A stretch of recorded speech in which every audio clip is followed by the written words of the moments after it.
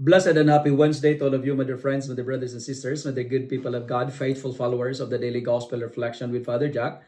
My dear kababayans, today is September 17, 2025, and today is Wednesday within the 24th week in Ordinary Time, Year C. Today's Gospel is from the beautiful and the wonderful account of the Gospel of Luke, chapter 7, verses 31 to 35. In today's Gospel, Jesus compares his generation to children in the marketplace who are never satisfied. John the Baptist lived with austerity or he was accused of being possessed. And Jesus shared meals with sinners and was called a glutton and a drunkard. The problem was not John or Jesus, but the problem was the hardness of hearts that refuse to recognize God's voice in either form. And it is a reminder that those who do not want to believe will always find excuses, right? While those who open to God will discover His wisdom no matter how it is revealed. Theologically speaking, today's Gospel speaks about the scandal of a divine freedom.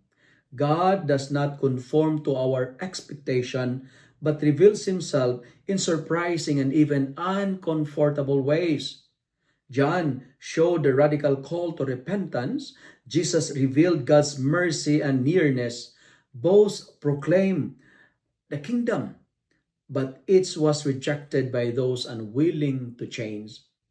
Wisdom, however, is vindicated by her children, meaning that the fruit of God's work becomes evident in the lives of those who truly respond in faith.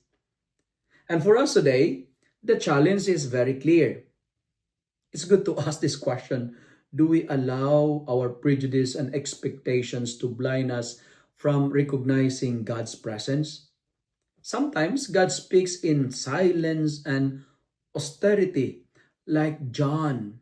Other times, in joy and mercy, like Jesus.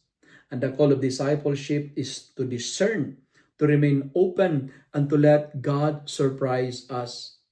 True wisdom is not found criticizing the messenger, but in receiving the message and letting it transform our lives. If you love and like this reflection, kindly share it with your friends, share it with your family, make the Word of God viral so that many will be blessed. Amen.